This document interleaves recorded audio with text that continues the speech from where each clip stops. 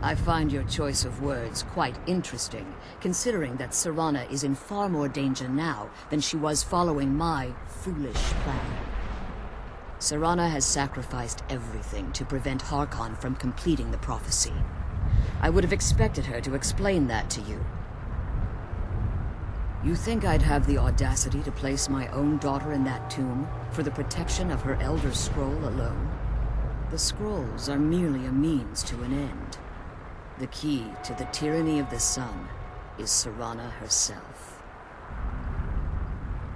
When I fled Castle Volkihar, I fled with 2 Elder Scrolls. The scroll I presume you found with Serana speaks of Auriel and his arcane weapon, Auriel's bow. The second scroll declares that the blood of Cold Harbor's daughter will blind the eye of the dragon. Like myself, Serana was a human once. We were devout followers of Lord Molag Bal. Tradition dictates the females be offered to Molag Bal on his summoning day. Few survive the ordeal. Those that do emerge as a pure-blooded vampire. We call such confluences the Daughters of Cold Harbor.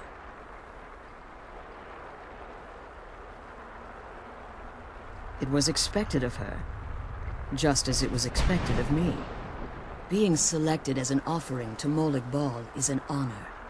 She wouldn't have dared turn her back on that. Now you're beginning to see why I wanted to protect Serana, and why I've kept the other Elder Scroll as far from her as possible.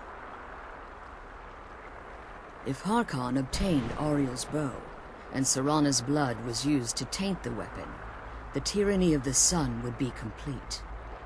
In his eyes, she'd be dying for the good of all vampires. And how exactly do you plan on completing the prophecy without the death of my daughter? Have you been listening to me? Like Serana, I'm a pure-blooded vampire. My presence on Tamriel is as much of a danger as hers. You care nothing for Serana, or our plight. You see the tyranny of the sun as your chance at deification. And like Harkon, you won't hesitate to destroy anything that stands in your path. Serana? This stranger may call himself a vampire, but he knows nothing of our struggle. Why should I entrust you to him? This stranger has done more for me in the brief time I've known him than you've done in centuries. How dare you?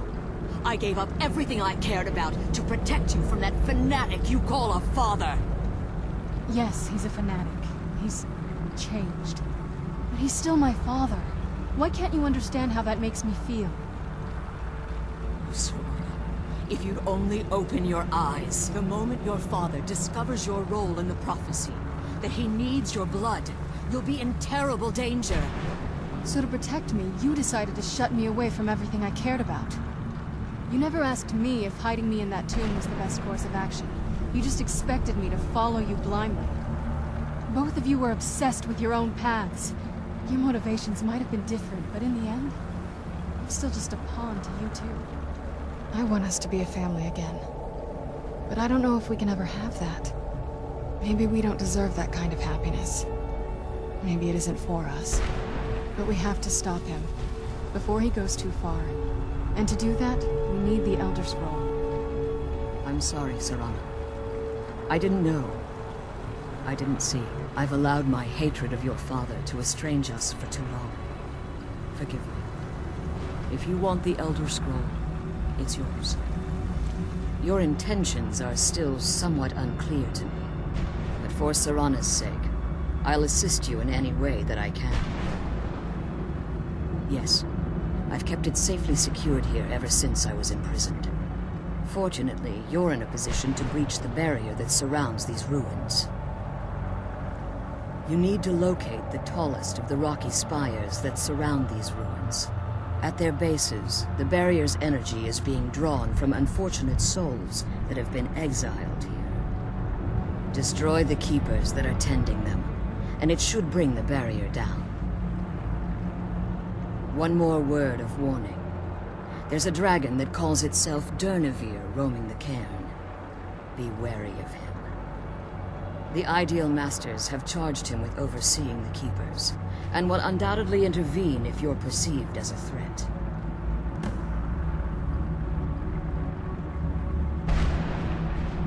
Harkon's vision is a world plunged in eternal darkness, where the vampire can flourish, and never again fear the tyranny of the sun. What he fails to realize is how much attention would be called to our kind if the prophecy came to fruition. If eternal night fell, there are many who wouldn't stand for it. They would raise armies in attempts to return things to normal. The order of the day would be our destruction, until every last vampire was hunted down and eliminated. I do. It's how the vampire has survived for millennia, and the only way we can continue to survive in the future. As you've been traveling in the Soul Cairn, your body has become attuned to it. Let's just say a tiny part of you rubbed off on it, and in its place, a bit of the Soul Cairn filled the void. You should find no difficulty using the portal any longer. When I entered the Soul Cairn, I had intended to strike a bargain with the Ideal Masters, the custodians of this place. I requested refuge in the Soul Cairn, and in exchange, I would provide the Ideal Masters the souls that they craved. If I had foreseen the value they placed on my own soul, I would never have come here. The Ideal Masters unleashed their Keepers and sent them to destroy me. Fortunately, I was able to hold them at bay and retreat into these ruins. Unfortunately, yes. Since the Keepers weren't able to claim my soul, they had their minions construct a barrier that I'd never be able to breach. Time has very little meaning to me. Consequently, it has little meaning to the Ideal Masters as well. I suppose you could call this the ultimate waiting game, each watching the other to see which will give in.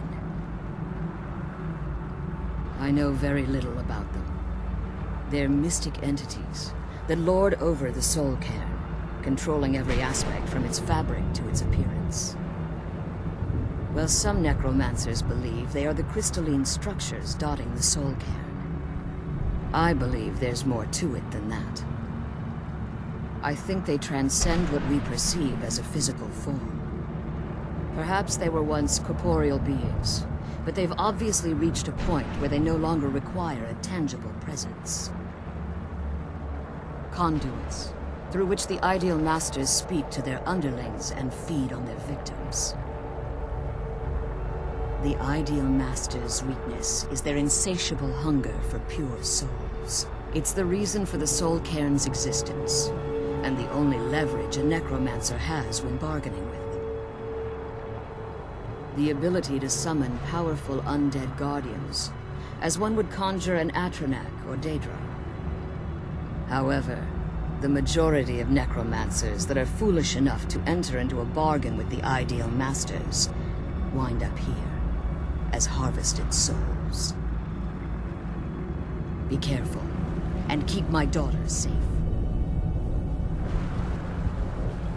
Let's kill those Keeper things and get back to the prison. I'm glad you're here. I don't think I could be doing this alone. Just what my mother told me. I've also studied a little bit on my own, but there's not much. When something is trapped in a soul gem, and then the energy is used for powering an enchantment, the remnants are sent here. Well, I think it's specifically the black ones. I don't know if the Soul Cairn takes just any leftovers. Look at this place. Do you think anything would want to live here? The only things that can survive here are the Ideal Masters, the undead, and the souls themselves. Well, if you want to call that living. I don't think anyone's ever met the Ideal Masters. I'm not even sure anyone knows what they look like. They could be underground, flying above us. They might be the ground, I have no idea. Lots of theories. Some say they feed on them like I feed on blood. Others think they use them as payment to an even higher power, almost like a currency. A very strange currency. Whatever they're doing with them, they've been harvesting for millennia. No telling how many souls are trapped here. Look around you. There are some extremely powerful undead here. Even a necromancer as seasoned as my mother would be willing to spend years trying to gain access to them. Exactly. It's a lost art. Most necromancers just raise up whatever bodies are nearby. A simple trick, really. Child's play. But bringing something from the soul cairn gives you something much more powerful. Well, that's usually the trick. It's possible to do it through a simple portal. But to finalize the deal, you have to travel here yourself. And most of them never come back. Relieved, I think. All those things had been building for a while. You have no idea how long I wanted to say that to her. Look, I loved my father, but when he found that prophecy, that became his life. Everything else, even me and my mother, we just became clutter. I was close with my mother, but she just kept feeding me her opinions of him, and eventually I started believing them. The moment we gave ourselves to Molik Bal, things got really icy between them. They were both drunk with power, and pulling in different directions. And then he found that prophecy, and that was it. I was. Honestly, it took me up until now to figure out that my mother was really just as bad as he was. He was obsessed with power. She was obsessed with seeing him fail. It was just so toxic. Maybe I could have seen this coming. We could all be better off now.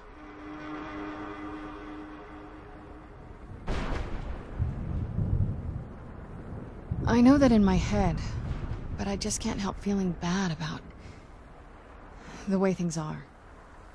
Sorry, I know you're trying to help. Thanks. Anyway, we should keep moving.